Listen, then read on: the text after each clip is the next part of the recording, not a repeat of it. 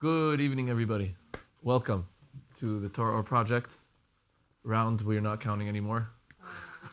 Okay, week 11, Baruch Hashem. We are holding on the last Vayomer of Parshas Noach, page Yud. So, a few words of introduction, and I believe this is a Vayomer that the style of it we have never tackled before, as it is going to lean very heavily upon very deep, profound Kabbalistic ideas. So for those who are looking for the concrete and practical in the beginning, you won't get it, I'm telling you right now. But I'm going to do my best to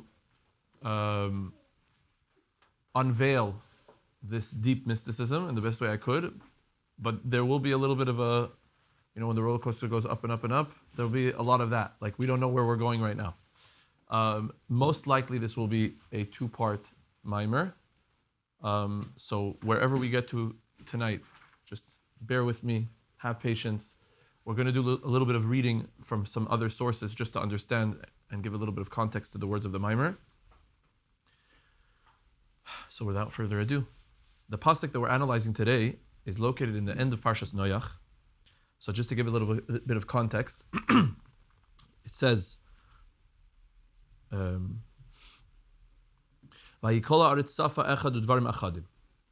this is the introduction. And I'm going to read a little bit of the English. Deliberately ignoring God's instruction to Noach that they disperse and populate the world, Noach's descendants chose to live together in the mountainous region and around the Ararat mountains. Acutely aware that God had brought a flood because of the world's antisocial behavior, they reasoned that the best way to garner God's favor and beneficence was to show him that they could live together in unity. And this is going to be the crux of the Vayomer.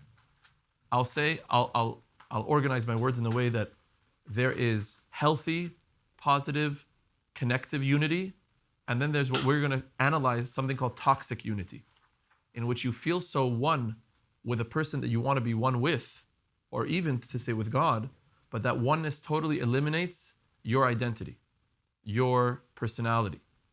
And in that, there's not unification, there is only oneness. And that creates a certain sense of toxicity to the personality that I can't express myself individually anymore. And this is going to be the power of the Vayomer. We're going to rely, again, heavily on Kabbalistic ideas that we're going to try and decode, that is going to have these ideas in a hinting form. But this is to say, you see it in the Pashat Pshat, that this was the desire, that because of the anti-social behavior, the Hamas of the previous generation, the larceny, the lack of boundaries, which we discussed a little bit in the Mayim Rabbi Maimarim, here is going to go the opposite way. The whole population of the world was united, speaking one language, but they were also united in one common, ill-advised cause led by Nimrod. Okay, but the pasuk says, "Vayhi chol haaretz safa achas udvar machadim." Okay, it was one language and one common goal. Okay. When they migrated from the mountains in the east, they found a valley in the land of Shinar, large enough for their purpose, and they settled there. But there was no stones in the valley with which to build. So they said to one another, "Come, let us mold bricks and fire them." The bricks they made were as hard as stone, and the clay served them for mortar, which was to plaster the walls. I'm saying these psukim as if I'm learning them the first time, right? This is Parshas Noach, yeah? Familiar? This is like the end. This is the beginning of the Tower of Babel.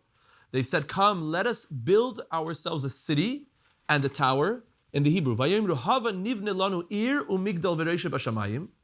Let us build ourselves a whole city and a tower whose top will reach the sky, the heavens. Let us make for ourselves a name, so that we will not be scattered by God all over the face of the earth, and thereby lose the merit that earns us his beneficence. Again in Hebrew, v'naseh lanu shem, and this is going to be also one of the ideas of the Vayomer. What does it mean? Let us make ourselves a name.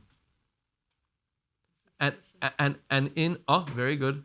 See, you got it in the beginning. Baruch Hashem, we're always trying to associate, even though the Torah project is connecting to the Parsha that we're holding in Parshas Noach, this week happens to be Parshas Shmois. Very good. So this is the idea. We're going to get a little bit into the names. So it says, at this point, it was at this point that the Assyrians separated themselves from Nimrod and migrated to the north. In the year 1996, which was not 30 years ago, we're talking about from creation, God descended to see the city and the tower that the sons of man had built. In the Hebrew, Vayered Hashem lirois ha'ir v'esamigdal asher banu bnei Adam. And this is our Maimer's pasuk. Vayomer Hashem hein am echad v'safa achas lekulam v'zeh hachilam lasis ve'ata lo yibatzer mehem lo kol asher yazmu lasois. It says, God said, they possess all the advantages. I'm sorry, let me read the pasuk again. In the year 1996, God descended to see the city and the tower that the sons of man had built. Although he knew what they were doing, he wished to demonstrate that a judge should never pass sentence before thoroughly examining the case.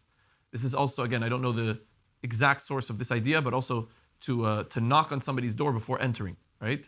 Meaning, even though you feel very comfortable with going into somebody's space, from here we learn that Hashem knew everything, right? Hashem's right here, right now. But there is a certain divine boundary that even Hashem doesn't want to trespass unless he says, I'm not going to judge the situation unless I see. So that's the idea of Vayered Hashem. Hashem descended. God said they possess all the advantages and conveniences of being a single people, all having one language, and this is what they have begun to do.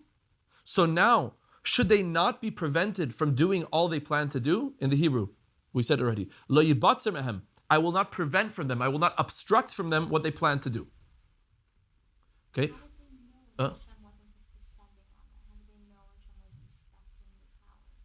No, that's not it.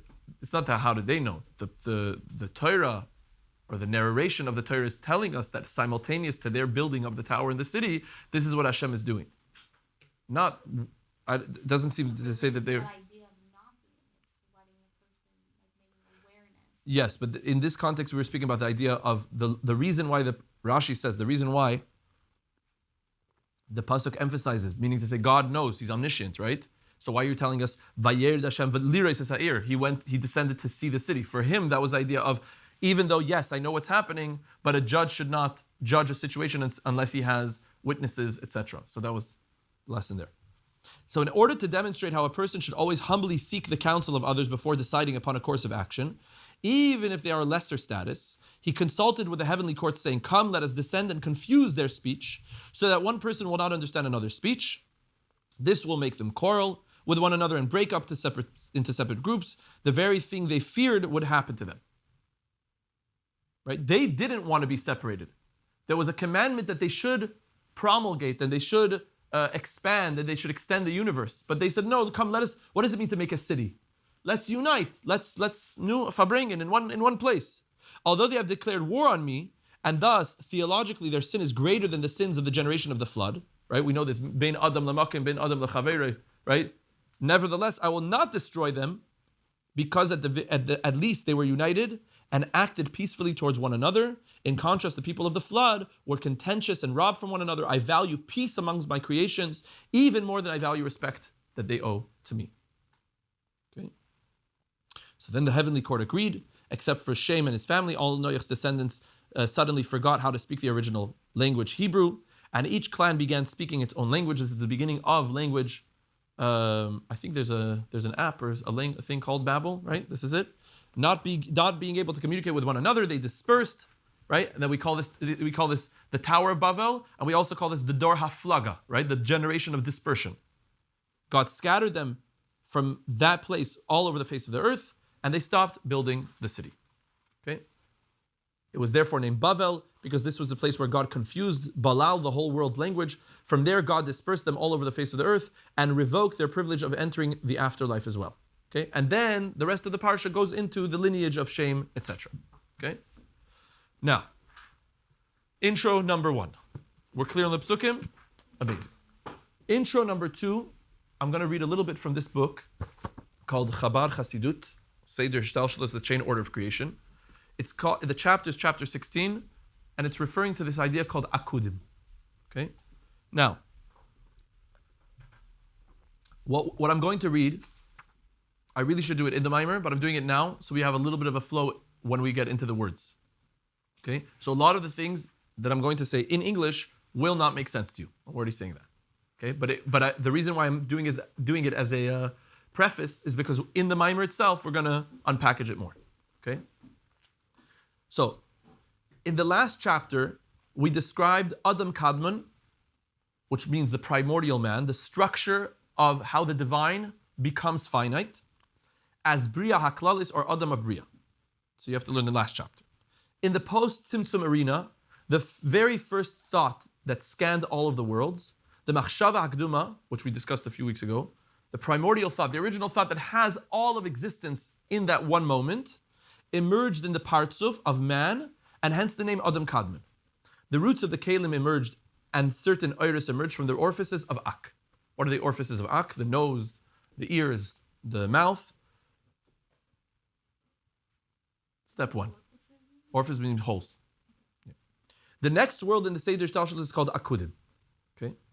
Now, in the writings of the Ramak, the stage of Akudim is described as the Eser Spheres Hagnuzes, which means the clandestine, concealed spheres, faculties, as they are still within the Creator, as they are the root and source of the 10 spheres of Atzilus, and they are called tzachtzachos in the writings of the Goinim.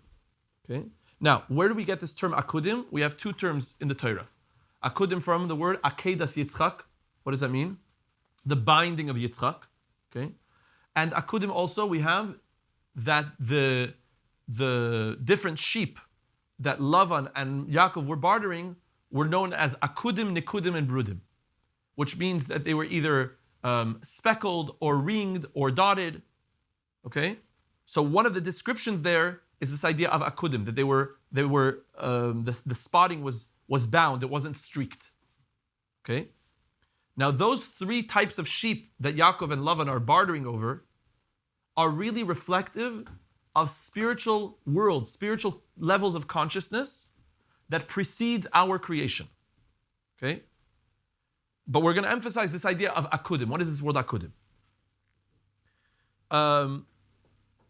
The word Akudim means gather together, as in the verse, he was at a gathering house for shepherds. When a person is tied hand and feet together, we refer to this as Akeda, which was the binding of Yitzchak.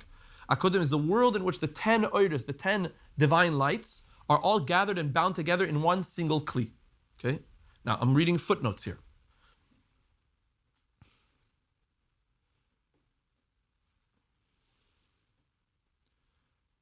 The or in the world of Akudim stems from the hevel of the mouth of Ak. Literally, hevel means the breath.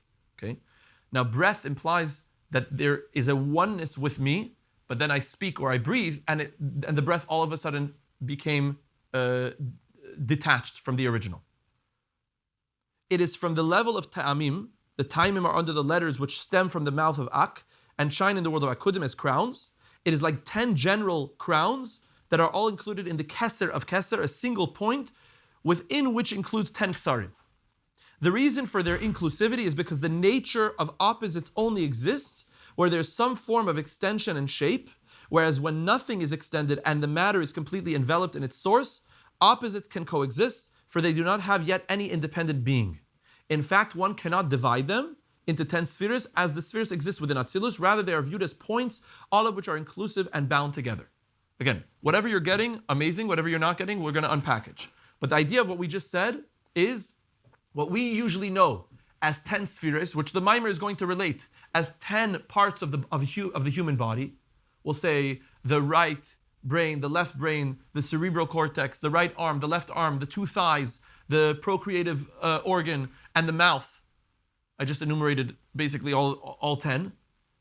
At one point in their reality, in their existence, was in a seed-like form.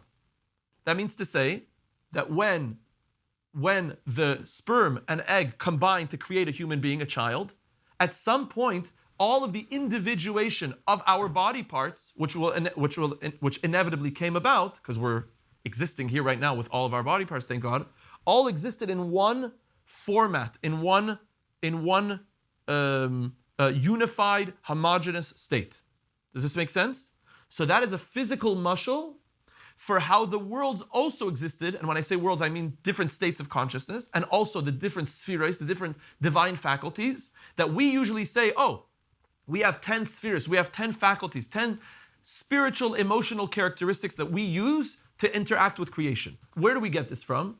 Our system is a carbon copy, is a mirror of the divine system. And Hashem said, in order for me to interact with a finite creation, I need these 10, or I'm causing myself to need these 10 characteristics for me to now interact with something outside of myself. but they began somewhere. They began in a unified space. Kabbalah is explaining to us, where did the spheres begin? In a stage called Eser Spheres Hagnuzais, in a concealed state, not in a revealed state, as they were all homogeneous and one. We call it Akud Bikli Echad, they were bound to one vessel.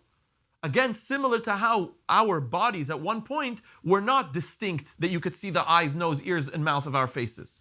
Rather, they were in one unified source. Correct, in their physicality, but nevertheless, still, they were not as unified as they would be in the, what's the term? In their, not pre-human, but in their fetal state.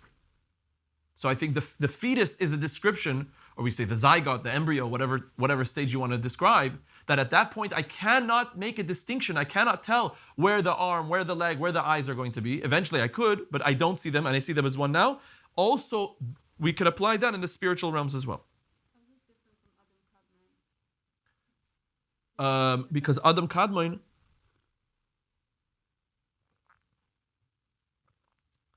one second. That's a good question. I don't know. In my head, I thought of it as after, but you're right, it's before. I don't know. Maybe the mimer will touch upon it. Okay? So this is idea number one. Idea number two. And again, in the English, he's quoting from our mimer. Nevertheless, there's a difference between the inclusion of the spheres in Akudim and the inclusion in Ak. Here you go. Here's your question. Using the Ak means Adam Kadmon, right? The primordial man. So what is the difference between, we just said Akudim, they're bound to one vessel, versus Ak, which seems to be like I know the difference. I understand the difference. Akudim is, again, in our physical mashal, is the way the seed, let's say the seed of the tree, contains the whole entire tree forever and ever. Okay? But there's some place deeper, and this I think you could really only associate this with a human being. As Chassidus explains, there's the way the seed will extend outside of the male's body and enter into the female, but then there's the way the seed is within the mind of the father. You hear the difference? The way it is within the mind of the father, there's not even any physical tangibility there yet. That's called Ak, because we're relating to Machshava Hakduma, the primordial thought. There's nothing physical yet. So relative to Ak, Akudim is already physical. Okay, it's a very spiritual realm, but it's still physical nonetheless. The sperm is still physical, the egg is still physical, the creation of that child is still physical. It's not as physical as the actual human being that's going to be born 9 months later, but this is the beginning of all of mammalian creations. Using the analogy of the soul powers, we could explain the difference as follows. And this is very important to know for the mimer. So just for those who are lost, try and be found for 1 minute. The soul in its very essence carries soul powers. However, these powers in no way emerge as independent entities. In contrast, we can identify soul powers as they are included within the soul, which have not yet enclosed themselves within an organ. This is the difference between Ak and Akudim. In Ak, the spheres have no identity. They exist only as part of the essential soul of Ak. Like what? Like the seed has no identity yet. It's still contained within the mind of the father. In contrast, in Akudim, the spheres emerge as independent soul powers, but since they are still included within one soul, they are all coalesced and are totally unified within one keli. Okay? So again, it's a little bit what we were saying before. The idea of as it is within the theoretical state. Like you can't point to where the sperm is within the brain of the father. Where is it? It's there, it's existing, but it's in a very amorphic state. Versus when the couple actually copulate and they actually bring a child, or not even a child yet, right? Embryo, a zygote to creation. So yes, potentially you could say, here are the eyes, here's the nose, here's the mouth, here's the hands. And that's what we're talking about, the difference between Ak versus Akudim. On the other side of the coin, there's a difference between the inclusion of the spheres of Akudim and the unity of all the spheres in Tikkun of Atzilus, where each sphere resides in its own Kli and yet are all united. In Atzilus, where each sphere is independent, the sphere of Chachma is dominant and causes a bittul in each of the spheres. This allows there to be unity within disparate avodah, such as Chesed and Gvura, for the bittul of Chachma causes a bittul Hayesh, and the two opposing entities can coexist. This also explains the concept of the brain controlling the heart. Although the avoid of the heart is strong, there's a lot of passion within our heart, nevertheless they are controlled by the head due to the inherent bittul of the chachma in that sphera. In contrast, in Akudim, the inclusion of all the spheres is due to the powerful light of the Ein Sof that shines within them, and they don't feel themselves as independent entities, rather they are different manifestations of one being. If this made sense to you, amazing. If not, we're going to unpackage it in the Vayomer. Okay?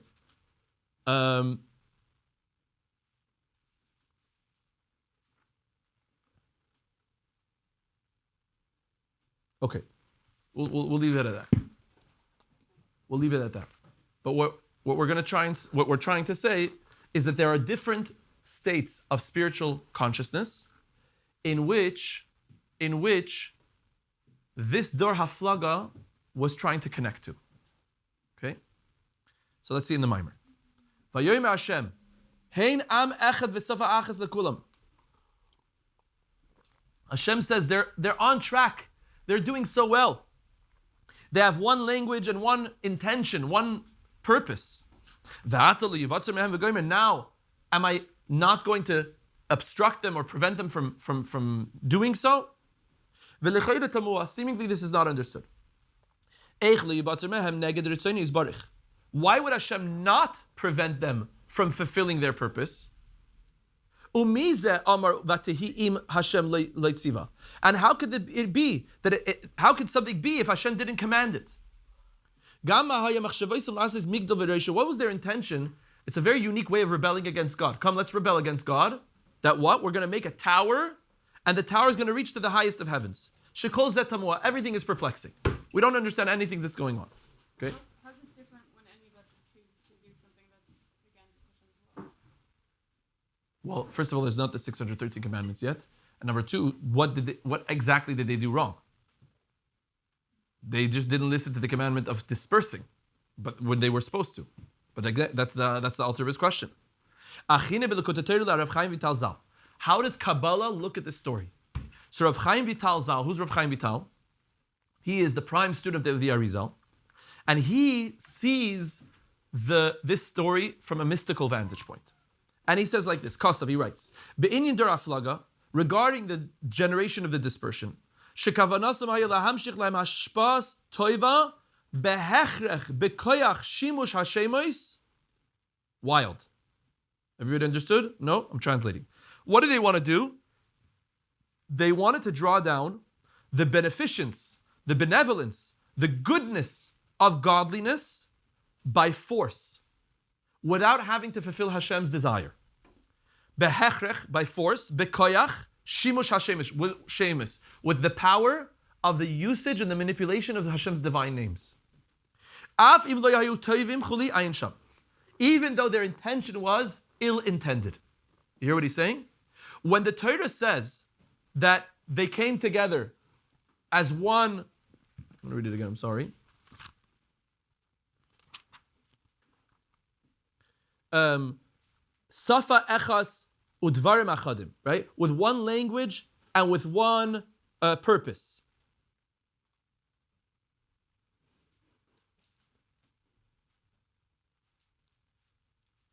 V'naseh lanu shem, and let us make for ourselves a name. What's the significance? Like, who cares about your name in this story?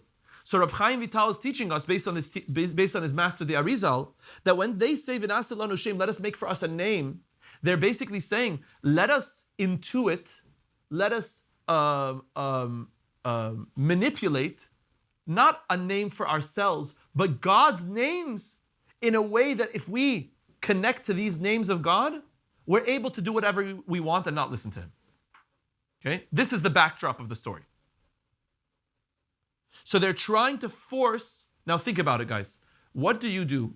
Okay, if you do believe in God, yeah? If we do believe in God, what are you doing every time you before you take a sip of anything? A bracha. And how do you introduce that bracha to the world? Baruch Ata. So without saying Hashem's name, what do we call Hashem? No. What did I just say? Baruch Ata. Hashem, the name, right? Now, I don't want to say Adoi, right? Because it's holy, and that's what we're going to touch upon the Vayomer. But one of Hashem's names is Aleph, Dalet, Nun, Yud, or Yud, Kei, Vav, Kei, in which colloquially, right, when I'm in my social gathering and I'm trying to just say what I want to say, I'm not allowed to use that name unless I'm in the context of a bracha or I'm teaching a person. But it's interesting, we say Hashem, right? We're calling Hashem the name. So here, he's saying that they wanted to manipulate the mystical dimension and the secret light that every single name of God has and be able to bring down that bracha, that hashpa, that you and I both bring down when we make blessings, because we are not manipulating God's name. We are revealing God's name into creation. That's what we believe and hope. And therefore, the beneficence, the bracha, the hashpa that is created, let's speak in more practical terms, the marriage between heaven and earth, the marriage between godliness and the finite world, every time we make a bracha, is occurring, is happening. They wanted to do that without fulfilling God's intention in terms of rebelling. They wanted to manipulate the usage of God's names and still get what they want, almost like saying, I want to be connected to God, but I don't want to make a bracha. Okay, let's see. So again, Reb Chaim Vital is using the fact that it says here, V'naseh lanu shem, let us make a name, not let us make a name, let's manipulate God's name in a way that when we manipulate God's name, we can almost evoke and awaken a certain energy that was undeserving. Okay, we skipped steps. Let's expound on this concept. We'll explain what it says in Kisvei Arizal. So the Arizal is the teacher of Reb Chaim Vital. This we're dealing in the 1500s, and his teacher is the Pardes. Who's the Pardes? Pardes stands for Pshat Remez Drush Soid, but it's a sefer Pardes Rimoinim, the orchard of pomegranates, written by Rabbi Moshe Cordovero. Rabbi Moshe Cordovero was the prime teacher of the Arizal. In fact, they are, if you go to Tzfas, they're buried next to each other. Okay? So now, and they only learned, the Arizal was only, all of this, voluminous Kisvei Arizal is, it was only there for 2 years. So now, he's saying, in order to expound on this idea, now we've given the background, that they're not just building a building, they're not just building a tower to heaven, they're not just trying to upset God. Rather, they're trying to unite together for a very manipulative purpose of trying to evoke and awaken godly energy without being buttle, without surrendering their wills to God. Let's see. He's going to say. In order to understand this, meaning what it means that they united together to make for themselves a name, we have to analyze what it means that God has a name. Okay? That Hashem has 7 primary names, that they are not allowed to be erased. This is halacha. The Rambam brings it down. Shem kel bechesed, shem elikim b'gvura, v'shem havaya b'tiferes. 3 of them we know, that when we say Hashem, like for example, Hashem, Kel, Rachum, V'chanun, each of the names, the 7 unerasable names, are representative of Hashem's 7 spiritual, emotional faculties, in which each one is triggering another, each name of God is triggering one of his characteristics. Opirush, and what does this mean? These we're referring to the vessels of Chesed, Gvura, and Tiferes. Again, everything I'm going to do my best to explain, but you have to let it flow a little bit because it's heavily reliant on Kabbalah right now, at least for the next half a paragraph. Every single aspect of creation is divided into 2 segments. It's called light and vessels. In Kabbalah, it's called Oris and Kalim, light and vessels. Practically speaking, this is all a vessel. Okay? Words are vessels. The purpose behind the word is called the light. Okay? The notes, when I'm reading musical notes, that's the vessel. What's the light? The music is the light. Okay? So any functional thing in reality all has to have this marriage, this synthesis between light and vessel. You think about it, we have a businessman in the room, you're starting a company. Everybody has beautiful, gorgeous, amazing ideas. Okay? What is the prevention of that awesome power of imagination and creativity to actually take its roots in the ground and be successful? For sure. It's the vessels. So you have amazing energy, amazing light, but I lack the organizational bandwidth to be able to bring that light into a proper vessel. Now, you have other people, and again, everybody has their talents, that they're very kalim oriented, they're very tethered to the concrete and to the practical. So what do? They actualize things, but they cannot develop, they cannot imagine, they cannot create. And it's not bad or good. Everybody needs each other. But some people are saying, you know what? I just need to do what I'm told. Let me just let me punch in the numbers, and that'll be my thing. Versus another person says, I have amazing ideas, but I'm extremely scattered, I'm extremely disorganized. I can't regulate myself enough to be able to come into my own and bring these ideas into fruition. Okay? Why am I bringing this up? Because this is how God works as well. Or the reason why we work this way is because Hashem implanted in the psyche of existence this melding together, this coalescing between Oris and Kalim, between vessels and light. What is a name? A name in general is a light or a vessel? A vessel. Good. Even though we want to say it's our light, right? And we say that a name is a reflection of the soul, and a name is a window into the soul. And when your parents named you, they had prophecy, they had Ruach HaKodesh, they had Nevuah, etc., because they were able to see a little bit of your light into the world. You want to relate it to this week's Parsha, Sarah? No, Moshe Rabbeinu's real name is? I have a daughter, and her name is? And I have a wife whose name is? So when Yocheved was naming her son, she named him Tuvia. Why? Because he was so good, right? He wasn't just good. What is the first thing that Hashem creates in creation? Light. And God saw the light and it was? He said it was good. So which light did Yocheved see on Moshe Rabbeinu's iridescent body? Not stam a light like every parent sees the light of their child when they're just born. She saw the primordial light, the Or Haganus, the Vayar es Ha'or Kitoiv. And Hashem saw the light and it was good. So she said, I'm not just going to name him, I'm not just naming him, I'm naming him after the description of the original light of creation. So therefore it was what? Toiv Yudke. The goodness of God, which we equate is the light of God. Vayar es Ha'or Kitoivu. Okay? So of course she saw his light. But at the end of the day, the light that we all have is trapped within its own cocoon of holiness. And therefore we need a name to now bring out and say, Yitzi, look at me. Not, look at me, I'm not going to get your attention. But when I say your name, I evoke in you that your light and your vessel should match. But at the end of the day, what is a name? A name is harboring on the idea of the vessel. So now, what am I saying? Hashem also caused himself 7 names, 7 characteristics, or 7 ways of how we trigger or stimulate a different awakening of those characteristics. In order to do that, and again, that's why I'm saying this Vayomer is heavily reliant on Kabbalah, the Mekubalim, if you've ever seen a Siddur of the Mekubalim, when they daven Shemona Esrei, the Shemona Esrei is this long. Why? Because in every single bracha, Choynen Adas, Reifei Choylama Yisrael, Baruch Aleinu, etc., each Yud Kei Vav Kei is a different way in which in each one of the brachas, they're evoking and awakening and arousing one of the spheres. And when they say Ata Choynen Lodem Das, they're not just davening for Das.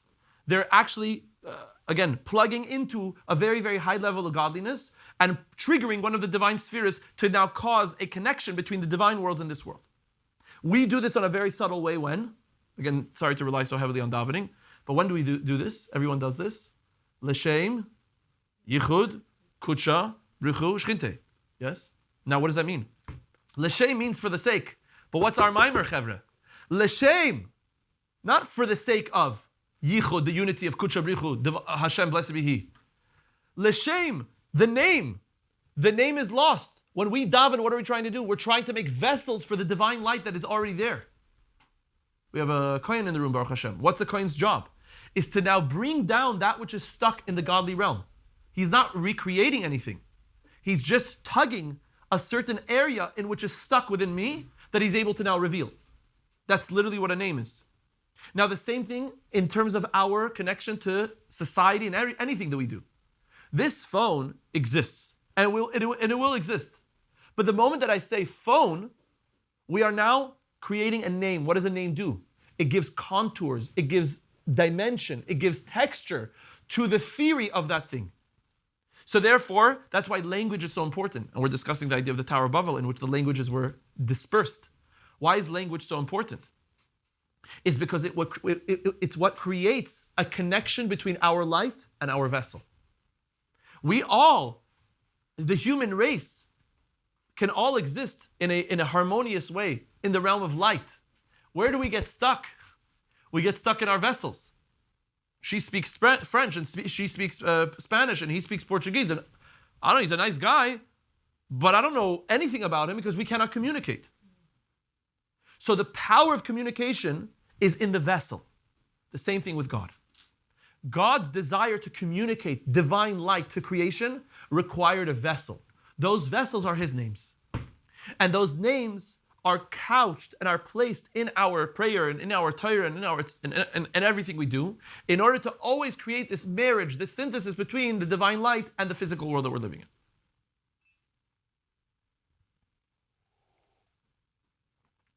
Let's see. Let's expound on this concept. These 7 names that cannot be erased. Now we know why they can't be erased. What is it, a joke? If you write Yud Kei Vav Kei, you can't erase it. Why not? Because it's not just a name. It's a vessel. It's a vessel to hold that divine light. Shem Kael Bechesed. The name of God, Kael, is located in the attribute, in the characteristic of Chesed. Shem Elokim B'Gvura. The name Elokim is located or is contained within the attribute, the vessel of Gvura. Veshem Gvura is discipline. Veshem Havaya B'Tiferes, and the name Yud Kei Vav Kei is in Tiferes. Tiferes literally means pe'er, beauty. Beauty also is an idea of balance. Something is beautiful when it's balanced, when it has harmony to it. What's unique is that the light and the vessel are the same in the realm of Tiferes. Whereas in Chesed and in Gvura, you have the light is all the same. And again, the Parshas, the Ramak says, what is an example for this? You have water, right? We have water on the table. But what if I have 10 different colored glasses? One is red, one is green, one is blue, one is yellow, one is purple. So now I start pouring the water. From the vantage point of the onlooker, I'm looking at the glasses, and what color is the water? I know you're going to say the water is colorless, but my eyes see what color is the water. Purple, pink, blue, whatever color is now contained in it. That's literally the names of God. It's all the same light. The Or Ein Sof is all the same. The question is how it enters into the container. What's another mashal for this? No, your own bodies. You have a soul, right? Where in the soul is the eyes of the soul? Let's speak more philosophically. Where in the soul, that I've never met my own soul before, maybe I have. Okay, let's speak about consciousness, okay? Where in the soul, not even eyes, because eyes are right here, but where is vision in the soul?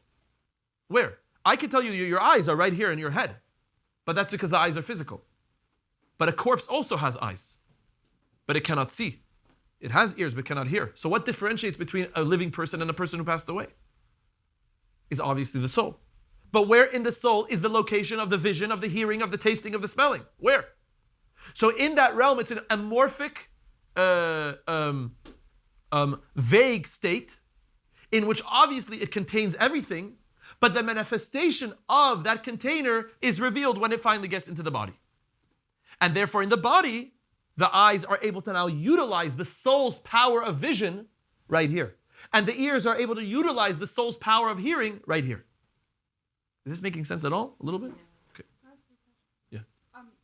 The light that fills each person as an individual, like our light, is that the same light in each person? That's a great question. I don't know how to answer that. On a one level, you'd say yeah, because Kabbalistically, there's an idea that we are all coming from Knesset Yisrael, the assembly of the Jewish souls, in which at that point we are similar to what it says in chapter 32 of Tanya, Av Echad Lekulanu. The only reason why we see ourselves as different is because we have physical bodies. But if we would be divested from our physical body, we would see ourselves as one unified soul. But I don't really understand how that works, because at the end of the day, we also speak about individual souls. So maybe there's different levels of spiritual experiences in which, yes, at one point we were or maybe we're speaking about a realm that's higher than time and space, in which even right now there's a unified, coalesced, divine soul that every single Jewish neshama emerges from, and then as it descends into the different worlds, it splinters off. Is our name the only sort of like part of the vessel, or is there more to? Because like if two people have the same name, how does that work? I'm not understanding the question.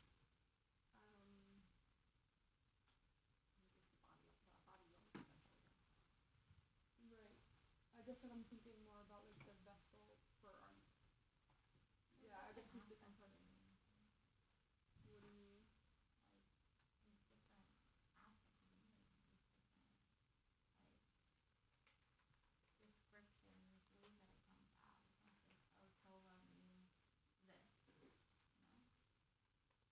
But wouldn't you mean all those things for every Tova? Let's continue. I don't know how to answer it. Let's understand this. Why? Oh, sorry. We skipped a little bit. In Tiferes is a unique sphera, a unique faculty, a unique characteristic, in which, in that location, the light in the vessel is the same. Why is Tiferes meritorious? Why does it have the special quality that the light and the vessel is the same? What does that even mean? Let's continue. In order to understand this, we first must understand what it says in Pasach Eliyahu. What's Pasach Eliyahu? Pasach Eliyahu is the introduction to Tikkunei Zohar. Tikkunei Zohar is I want to say 70, but maybe 100. Either 70 or 100. Different interpretations of the word Bereshis. Okay? One, Tikkunei Zohar. So it's a part of the Zohar. The introduction to Tikkunei Zohar is what we call Pasach Eliyahu. Sfardim say this every single day before Shachris and Mincha. Chabad and other Hasidim have the minhag to say this once a week before Shabbos. Okay? And it is a description of the mystical worlds. Now, this is the introduction. Tikkunei Zohar is again, it's part of the Zohar. The Rashbi compiled it. For example, it says Bereshis bara Elokim. Bereshis means in the beginning, okay? But it can also mean bara shis. Bara means creation. Shis means in Aramaic 6. That this was the beginning of the 6 days of creation. Or you switch it around and you say what's Bereshis is Beis Reshis or Roish, or again many different interpretations of that one word. So the introduction to that was composed by Eliyahu Hanavi, and Eliyahu Hanavi writes Pasach Eliyahu ve'amar. Eliyahu opened his discourse and said, "Master of the worlds, you are one, but not in the numerical sense. You are exalted above all the exalted ones, hidden from all the hidden ones. No thought can grasp you at all. You are he who has brought forth 10 garments, and we will call them 10 spheros." Through which to direct hidden worlds which are not revealed, and revealed worlds, and through them you conceal yourself from man. Now, this idea of spheros, we use this term very casually. But what is this idea? We translate it in English as characteristic or faculties. But what are we saying when you have 10 spheres? God has 10 spheres. So sapir, right, sapphire, means to illuminate. But it also means, from the word in Hebrew, etymologically, it means sipur. Hashem has 10 ways of telling his story. We all have 10 descriptions of telling a story. Okay? So for example, if a person is starving, okay, very, very hungry, and he's asked to do a certain task, okay, the reaction or the response to perform that task will most likely be in a way of burden. This is really frustrating to me. Whereas if I asked him the next day and he just ate very, very well, and he likes me, the most likely he's going to do it out of joy, out of connection. It's the same person, but depending on which faculty, which sphera I triggered, will his story, will his narration be different. So the sipur, Chesed will tell her story, and Gvura will tell her story, and Tiferes is going to tell her story. And depending on which paradigm we're using to interact with creation, will be the various story that's being told. That makes sense? So Hashem also has 10 spheros. Kabbalistically, we call them garments. That just like my cardigan is different than my shirt, which is different than my pants, which is different than my shoes, but they are covering all the same body. So too, the 10 spheros, they are different expressions, but they're quote unquote covering the same body, the same godliness.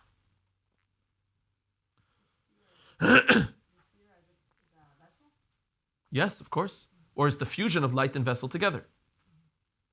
So let's see. So Eliyahu Hanavi opens up his discourse and he says, Antu da'apikas asar tikun, and you are he, you God are he, who emerged from him 10 garments, and we call those 10 garments, we call those 10 garments 10 spheros, which again, we're going to translate it as 10 stories or 10 faculties.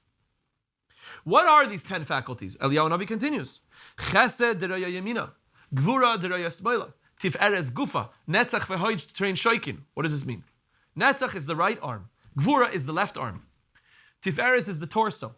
Chesed, netzach, and hoid are the right and left thighs. Chachma moicha, bina liba. Chachma is the mind, bina is the heart. What are we saying? God has body parts. This is what we used, I think it was last week's Fabrain, right? Anthropomorphism, yes? Fancy word to basically ascribe human descriptions to the divine. So we're saying, V'chol sfira is l'Hashem yediyah. Every sfira has a known name. It's a knowable name. This is called my right arm. This is called my left arm. So let's speak about it in spiritual terms. This is called chesed. This is called gvura. There's a way to locate that divine spiritual energy. Ve'ant, however, you in your core, in your essence, leis lach shem yediyah. You do not have a knowable name. And also, antu chakim, again, this is all quoting from Pasach Eliyahu. Yes. Antu chakim, you are wise, God, but v'loi b'chachma yediyah, but with an unfathomable wisdom. Antu mevin, you are understanding, v'loi b'bina yediyah, but with an unfathomable level of bina. So what are we saying? Does God have chachma or not? Is God smart or not? The moment that you say he is, implies what? Very good, a finitude. Because then what? He's not stupid, but didn't he create stupidity? So therefore you have to say that God is smart and stupid simultaneously, because then you would be eliminating or deficient in his infinity.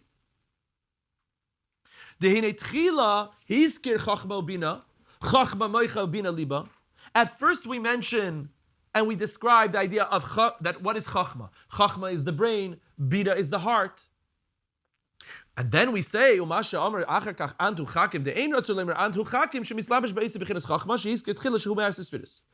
then we say afterwards, you are wise. That doesn't imply that you are the same wisdom that became enclosed in the brain, or the same bina, the same understanding that became enclosed in the heart. That means to say that there's a level of godliness, or God himself, that is divested from the 10 spheres. Just like there's a level within our soul that is divested from our body. And even within our body, there's a space of consciousness that is even beyond our description of ourselves in terms of chesed, gvura, tiferes, netzach, hoid, yesod. These are only descriptions of ourselves, but it's not our essence, it's not our core. From when Eliyahu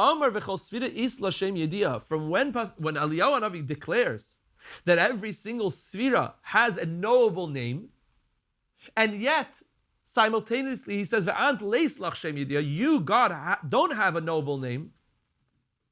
Your name is unidentifiable. Antu chakim, you are wise, but with an unfathomable wisdom. What is this trying to teach us? That there has to be a differentiation within how God manifests himself versus what God's essence and core is. And this is a lesson in terms of how God structured creation itself and how God structured our relationship to ourselves. That yes, on the one hand, we have faculties, capabilities that each one is telling their own story. And on the other hand, we are truly, truly divested from those personalities. We're truly in our core, in our essence, divested from that chesed, from that gvura. Zemoida, this teaches us the pirush antu chakim hu gamkin bebichnes dileis lach shem yediyah. That when we say about that Hashem is wise, but like we said that he has no knowable name, so to the level or the description of his essential wisdom is not like the wisdom that became invested in creation. So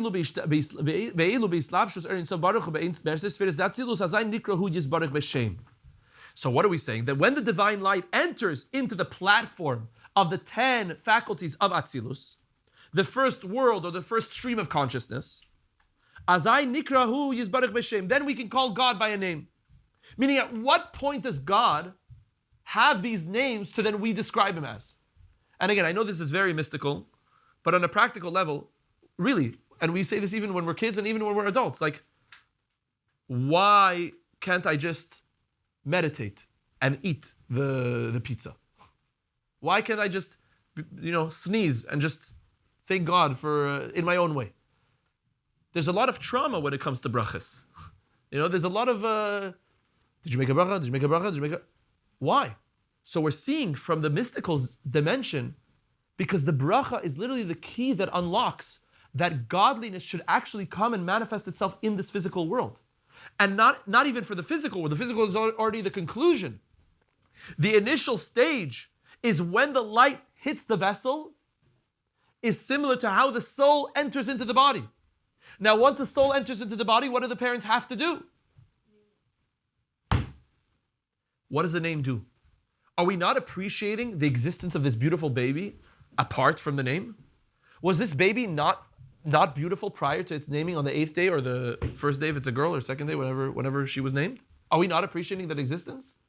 So let's really think about it. And again, I don't mean to trivialize something very deep and mystical, but I'm thinking about it out loud right now. What exactly is it missing? What are you doing? What are you accomplishing? What are you contributing to this baby's existence when you name it? You're interpreting it. Before interpretation, you can't produce anything, you can't create anything. It's not something, yeah. So it's, you're interpreting it. The name interprets the energy, and once it's interpreted, it's able to be something before it's interpreted. Good. Yes, good. Is it possible that we're just stating what's already there? A little water, please. Thank you. Yeah, what?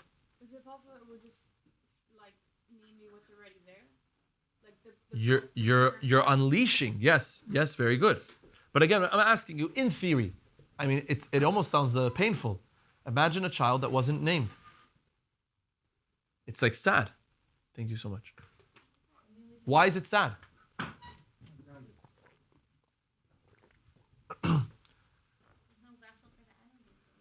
Imagine we had a friend, and he's like, oh, we call him friend because his parents didn't name him. It's so sad. That's the answer. That's not that you weren't an answer, but that's the word. What you've done is you've revealed the identity. And when you reveal the identity of something, you have now caused the marriage between its light and vessel. As long as the child is existing in the world, it is all light and no vessel. So why do you feel bad for our imaginary friend named Friend because his parents or her parents didn't name her? Why do you feel bad? Because they're not tethered in reality. They're just a fantasy. As long as you don't name something a name, it's literally just a fantasy. It's just an imagination. It's a dream. By the way, we think about it even deeper on a more practical level. We speak about the idea of identity fraud, right? Security issues. It's all about your name, your license. You go to the airport, right? What are they looking for? They're looking for a face. You exist, but you don't exist unless you have a name. Your name is the revelation of your existence. You're existing right now. But if you go to the airport and you have no passport and you have no license, go back home. Why? Because I'm looking to identify you. I'm looking to label you. The same thing with Hashem's names. When you make a bracha and you now allocate energy or vessel to that divine energy, what are you trying to do? Baruch, I'm trying to draw down. Ata, you, but you too theoretical, God. You're antu chakiv elei. That's way too vague. That's way too elusive. I need you to become and manifest into Hashem. Yud Kei Vav Kei. But the Yud Kei Vav Kei also is still too theoretical for our reality. So I now have to tether it into Elokeinu. Be my God. Don't be the universe's God. Anoichi Hashem Elokeh, asher hotziseichem me'eretz Yisrael. I have to be your God. So when you make the bracha, it's a personalization of godliness. And even that is insufficient because you have to say Melech HaOlam, the king of the world, of our universe. So a bracha is the triggering of the existence of God as he becomes married with his identity. And this is the power. And somehow the Dar Haflaga was trying to create this without being batal. What we do when we make a bracha is we're basically saying, what do we teach little kids? Why do we make a bracha? What did you tell me? What's the purpose of making a bracha? Not only to thank Hashem, the food is whose? It belongs to the creator of the world.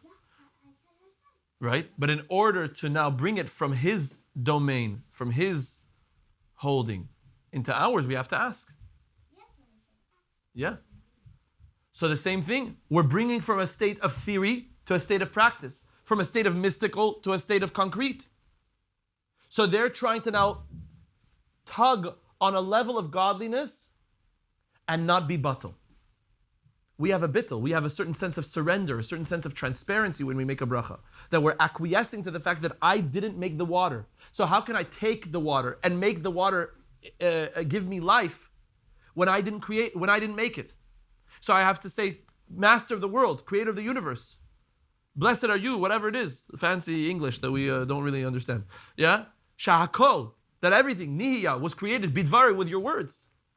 And once I validate and confirm that reality, then I can take. They're trying to take without validating that reality. They're trying to manipulate godliness and all of the beneficence, all of the bounty, all of the hashpa, the shefa, that Hashem distributes to creation, without affirming the fact that He's the creator. So as long as they have the name, they have the key that opens up that vessel, but they weren't invited. When we make a bracha, it's almost like an invitation. We were invited to the party. Why are Kol included in, why are the names of Hashem, the 7 names, for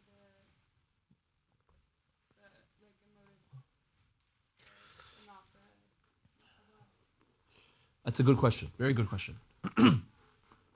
Because at the end of the day, we say that the names themselves is an echo, a reflection of that which already is limited to the world. Or as we say, Chachma bin Das is already a little bit removed. It's almost like it's the movie versus the editor's cut. Right? The movie is what I want to show you. Right? That's the story that I'm telling you. Chachma bin Das is the way the author or the way the writer, the director, whatever it is, had it in his mind, but it didn't become manipulated by the world.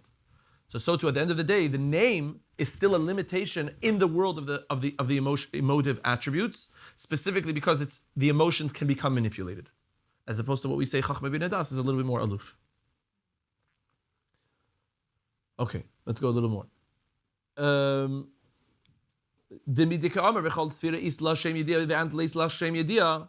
And who Chakim zemoyde de Pirish and who Chakim who gam came beginnes de leislach shem yedia ve'elul ve'islam shos erin so baruch be'eses vis datzilus as I nikra who yis baruch b'shem lefi hasfir shem islamish ba. So therefore, when those 10 attributes are now ascribed a name, that name becomes its limitation of the light. Like we said, now the water is not water, now it's red, now it's green, now it's blue. Like it says in Parshas, Rav Moshe Cordovero, the prime teacher master of the Arizal, Shad Hashem is barichus u'kenizker leil shem kel bechesed. If that's the case, how can it be that on the one hand, God, you are wise, and on the other hand, we say that you have an unknowable name? How can it be both? Ela Pirush, the idea is the mitchila omer anhu chad v'lei b'chushbon. We have to understand what Eliyahu Hanavi is saying is all based on the fact that on the one hand, godliness desires to manifest in the world, and uses these characteristics to reveal himself. And yet, on the other hand, there's a certain core, a certain origin, a certain essence that is beyond creation. And even deeper, beyond creator. You know what I just said? We think, okay, there's a creation and then there's creator. But God takes on the role of creator. To be creator, that's also a limitation. You want to know why? Because he's the creator of a creation. Is that God? Is God only the creator of a universe? That's what he is to us. But that's not what he is to the mystics. Eliyahu Hanavi, Rabbi Shimon Bar Yochai sees God as Antu Chad, you are one, but with an unfathomable wisdom, but with an innumerable oneness. That means to say that there's a level of your personality, God, that we cannot even call God. Because God, at the end of the day, I don't know, God is like a Greek term, but even creator, I'm using the term creator, is a creator only because he created something. And the moment that God creates something has to be that level of godliness is now limited because he created our world. See, we think, and this is the depth of Kabbalah and Chassidus, we think in terms of just, okay, we're connecting to God as he is the creator. But here we're saying, even though, yes, you emerged from you 10 garments, shehem eses sfiras, that we call them 10 narratives, 10 storytellings, the tikkun de Atzilus, of the world of Atzilus.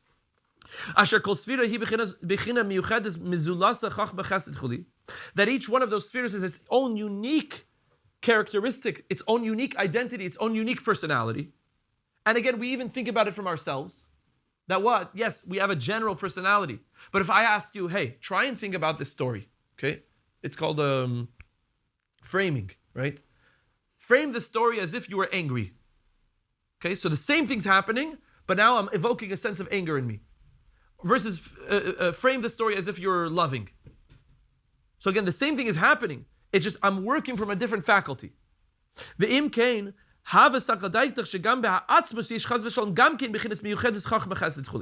one may think that because something emerged from God, that must imply that in his essence he also has that. God forbid. Why are we saying God forbid, chas v'shalom?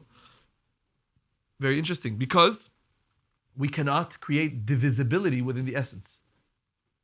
Divisibility within the essence would then, God forbid, mean that Hashem has parts. And God doesn't have parts.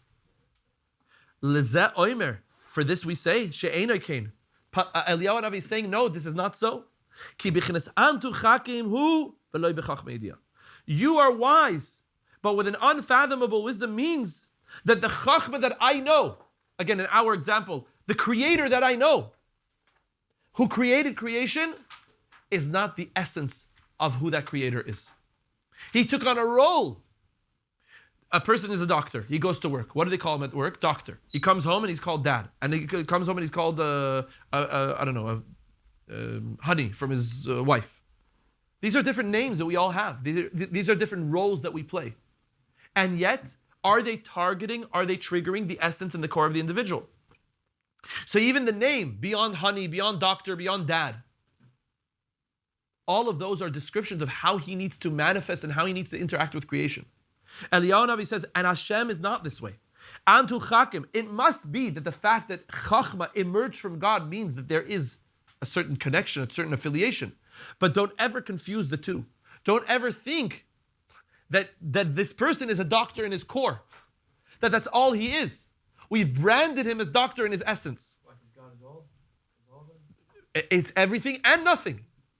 Antu chakim v'lei b'chachma. Antu chad v'lei b'chushban. You are one, but not one because there's 2, 3, 4. One because there's 2, 3, 4 means that there's a creator, and he created a mountain, a hill, a rock, a stream, a river, a human, an animal. That's called a numerable oneness. That his oneness has to now pervade into creation. He has a problem with that. He says, no, these are descriptions that we're using for God, but we're only using them because we have nothing else to say. We have nothing else to describe him with. God, meaning to say, the essence of God is so deep that it's a level of chachma and a level of oneness that we have no fathom of. And the moment that we begin to think we have a fathom of, we're limiting that level of godliness. There's a limitation there. And God cannot be limited by definition. Ratzoi Loimer, he's explaining, Ki chachma de Atzilus nikra chachma yediyah. The chachma of Atzilus, which we'll say is the way chachma is in its its unified state. Surely that chachma is so much higher, so much more profound than the way chachma devolves into the worlds of Bria, Yetzir, and Asiya. An example for ourselves would be me speaking to my friend, my wife, about something intellectual, and then somebody overhearing the conversation and trying to understand what I'm saying, and they don't understand what I'm saying. Or I'm going to try and repackage it the way a second grader could understand. So the second grader is Bria Yitzir Asiya. It's already a diluted level. The origins is Atzilus, is my own mind. But the way I condense it and the way I funnel it and channel it to somebody that needs mashalim, etc., that's how we would compare, let's say, Chachma of Atzilus. There's a much more unified level of wisdom versus the way I have to now package it to somebody else. So the same thing here. Surely we have to say that the level of Chachma of Atzilus is absolutely divine wisdom. We're talking about a very, very high level of intellect. And that's for sure higher than the way it manifests in the next worlds. Mikol Makim, nevertheless. Kevan shehi makar v'sherish lahen, nikras Chachma yediyah, being that Chachma of Atzilus, again, that unified level of Chachma, that is not influenced by any outside energy, the fact that it is the source and the core of the lower levels of wisdom implies that it's called Chachma Yediyah. It's still fathomable. It's still known. V'hainu, meaning, Shesham hu b'chinas kelim mamish. Because in that world, the world of Atzilus, the reason why there's such a dilution from the original essence and core of what we're saying that godliness is because of these vessels. Again, what happens when you pour water into the colored vessels? The water becomes colored? No, the water stays the same. But from the vantage point of the onlooker, purple, green, blue, etc. Chachma yesh la kli bifnei atzma, bina bifnei atzma. Chachma has its own vessel, bina has its own vessel. And this occurs specifically in the 10 faculties of the world of Atzilus. Again, Atzilus, I'm using the example of the way things are existing in our own selves, not as they are communicated to the outside. That would be the best example for Atzilus. Atzilus literally means etzel, next to, close to. We call it the world of intimacy, meaning to say that there's a part of you that nobody can know. That's what I would say the best level of again, Atzilus is not a world, it's a state of consciousness. And the state of consciousness is so intimately deep within yourself, it's the part of you that maybe you don't even know.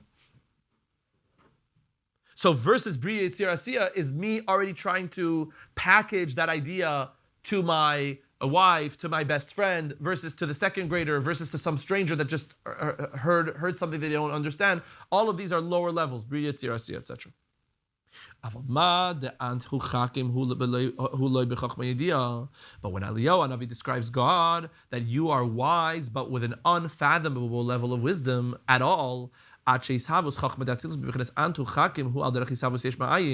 the point that we say that even creating Chachma Vatzilus, which we're talking about an extremely lofty level, okay, an extremely high level of godly intellect, nevertheless, the fact that it's still a creation, the fact that it still has a vessel, the fact that it still has some type of identity and some type of personality and some type of differentiation between Bina and Das, etc. But when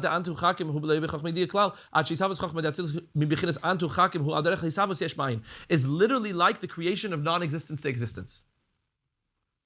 And not like cause and effect whatsoever. You hear what he just said? Something wild. There's two streams of creation. One is called Ila va'alul, cause and effect. What's an example of cause and effect? There's an apple. In the apple, there's a seed. In the seed, there contains energy.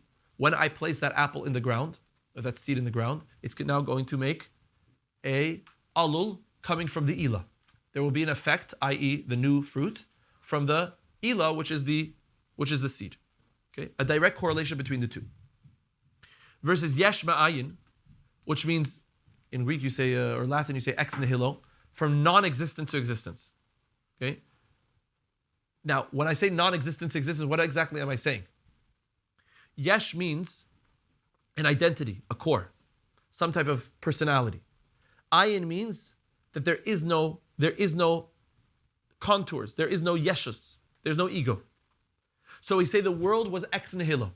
There was no, it wasn't like there was a seed and then the world was created, right? This is the, I don't want to get too deep into the philosophy of things which I don't really know, but this is a little bit of the deficiency of the Big Bang, right? Meaning to say, or even we say Darwinism. At the end of the day, you're going to say, and where did that come from? And where did that come from? And where did that come from? Eventually, you're going to have to say, and where did that come from? It came from nowhere. We like to say God. But is God something or nothing? So we want to say God is nothing, not something. We want to say God is ayin, not ayin with an ayin, but ayin with an aleph. Ayin means to say that he cannot be bound to the contours of time and space and existence. And that's where existence emerges. So in that case, Antu Chakim, that's what we're talking about. That the essence of Hashem, that the wisdom that Eliyahu Navi is describing in the essence of God is considered yesh ma'ayin. Unlike the wisdom of Atzilus relative to Bria Yitzir Asiyah, is what we would call Ila ve'alul, or yesh miyesh.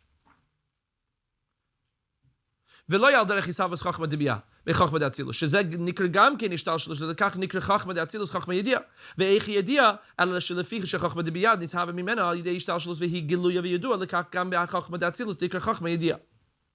So again, even though we're talking about a very, very lofty, profound level of intellect, we're speaking about the world of Atzilus, the world of godly intimacy, where Torah really comes from. We're not learning Torah as an ox goring a cow or two people holding onto a talis. We're talking about the most mystical, the most abstract level of levels. Nevertheless, as abstract as it is, relative to our world, it's an ila ve'alul. It's still a cause and effect. And that would then imply that our wisdom down here below in the physical world, the human mortal wisdom, has some type of correlation, has some type of connection to that divine spiritual wisdom in the world of Atzilus. So there's more of a relationship between Chachma, as we have here in this physical world, the human mortal Chachma, the wisdom of reality, the wisdom of existence. There's more of a connection to that and Atzilus, which is very, very lofty and high, versus the way it's manifested in Atzilus and God's essential core. Because one is called yesh ma'ayin and one is called ila ve'alul. At the end of the day, there's still the cause is having an effect, the cause is having an effect, the cause is there's some type of correlation between the lowest. Like the Alter Rebbe says in chapter 2 of Tanya, that even though it's a toe and a toenail, right, the tzipornaim of the baby, nevertheless at one point it was contained within the container of the father's mind. And that's all called ila ve'alul.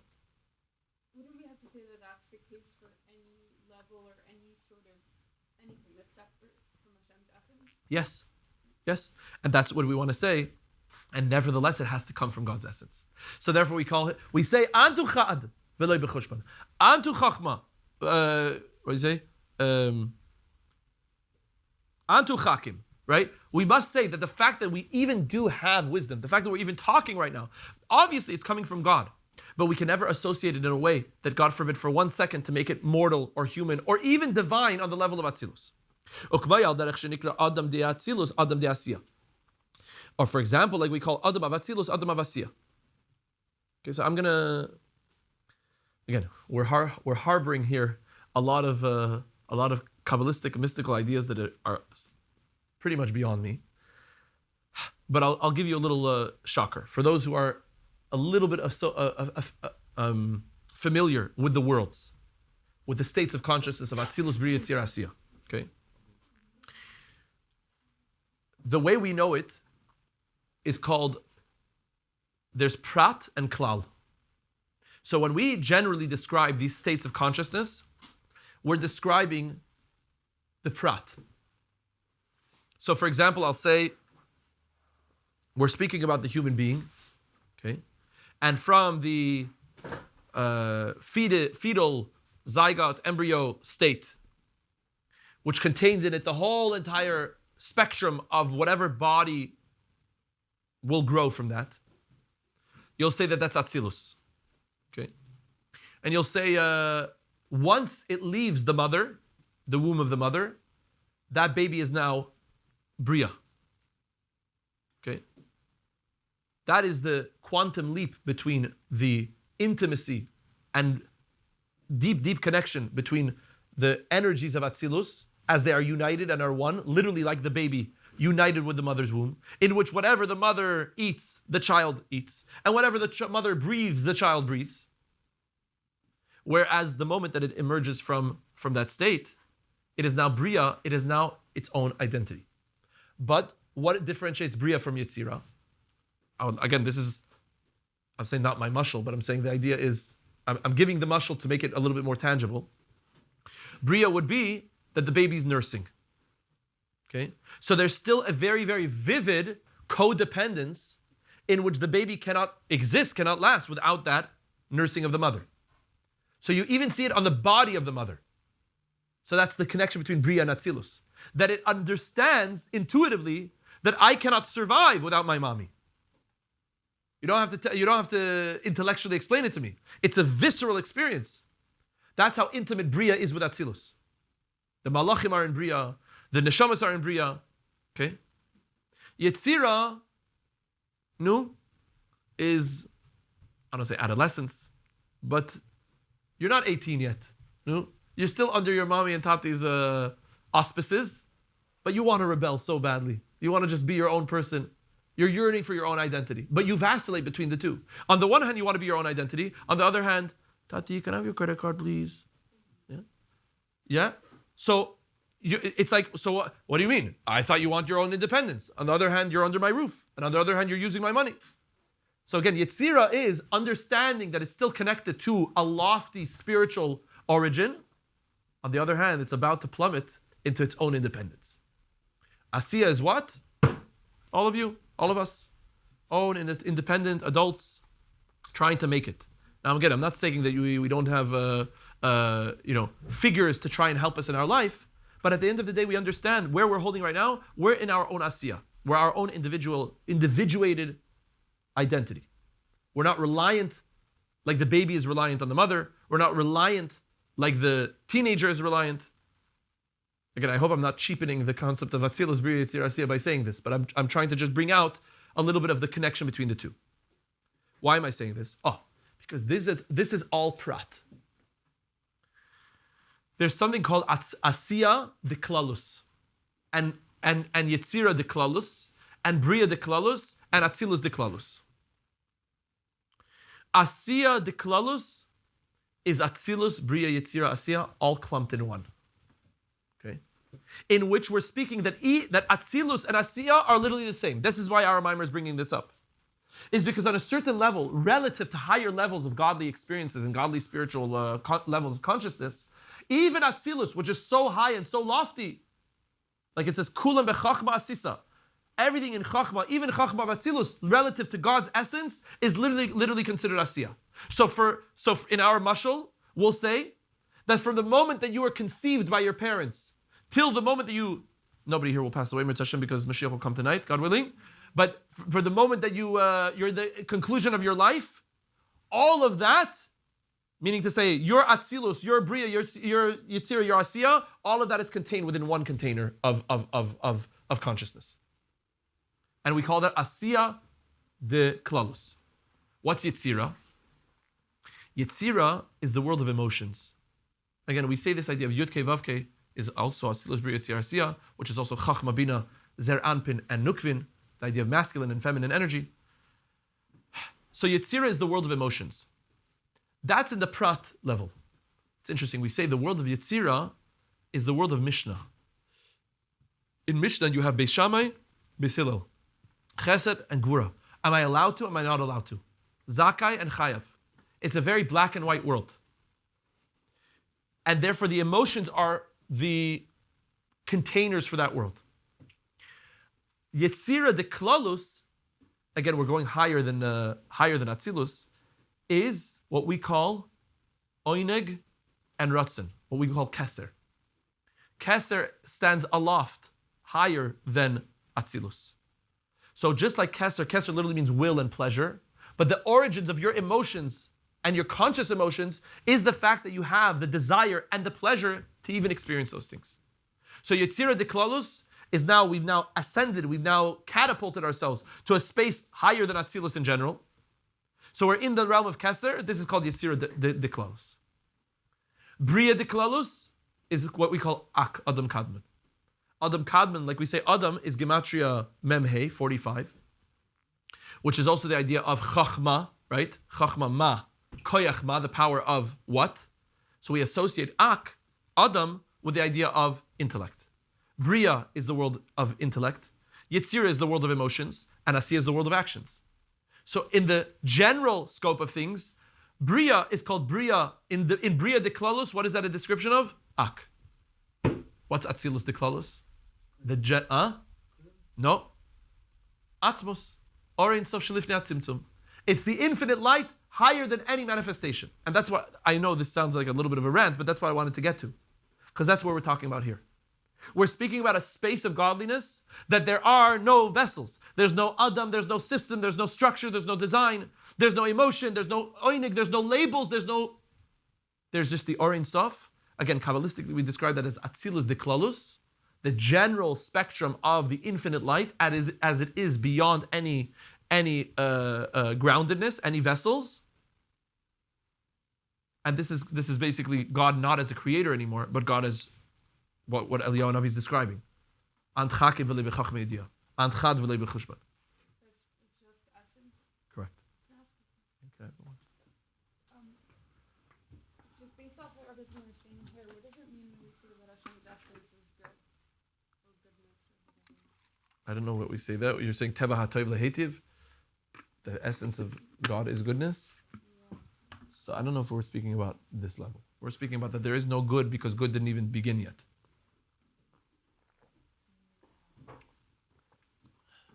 We're speaking of a level so deep that there is no description yet. And again, it's paradoxical because on the other hand, so then how did the world exist? At some point you have to say that all the things that we're experiencing right now wasn't God's origin, wasn't God's essence. And that's what Eliyahu Hanavi wants to discern. Antu chakim v'lo b'chachmei idiyah. Yes, you're right. The fact that we can even have this conversation implies that it was impregnated within the godly core, but don't ever confuse it at all with your mortal, finite, limited perspective. This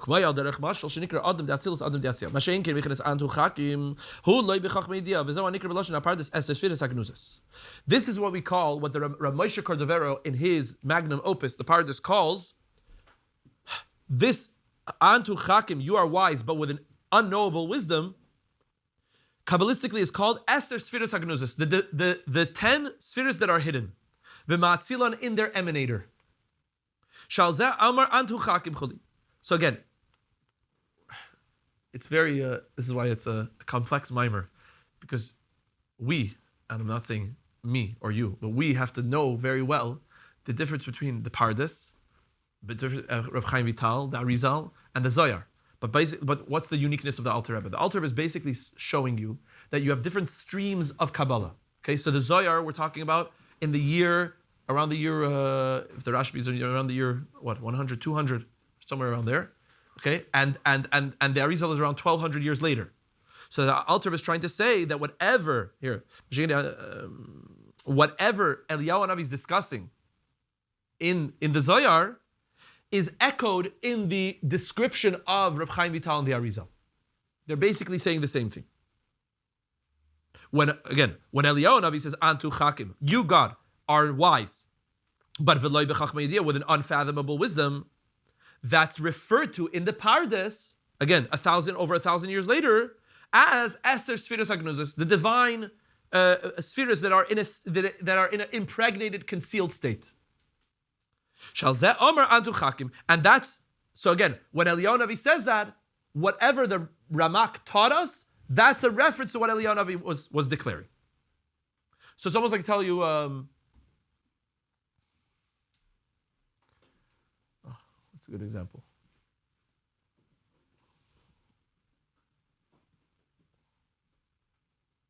No, it's a code. It's a code. I'll tell you, you always need an exit plan. Yeah, you go to a party, Fabringen, whatever. Yeah, you need an exit plan. So you're going to say, oh, I love Coca-Cola. Meanwhile, that's like, okay, let's leave. So what did you say? You said, I love Coca-Cola. So the interpretation of the world is, wow, he really likes Coke. But meanwhile, between you and your friend, you mean something else. So the same thing. Eliyahu Navi is saying something. The Ramak in the Parshas is decoding what he's saying. The level of godliness that Eliyahu Navi is referring to is what we call Eser Sfiras Hagnuzos. The 10 spheres as they are in their concealed state.